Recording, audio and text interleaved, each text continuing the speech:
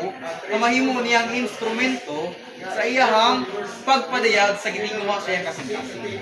So those men nga nagsulat sa Biblia are born by the Holy Spirit. So, sa unang mga panahon mga igsuon, kana mga barko, layag pa na. Barko mga barko ba? Di ba naman ay sail?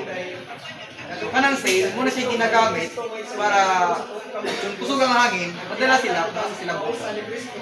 So kita nga mga Kristuha, kadtong mga tao nga gigamit sa atong Ginoo, sama sila sa barko nga dunay layag.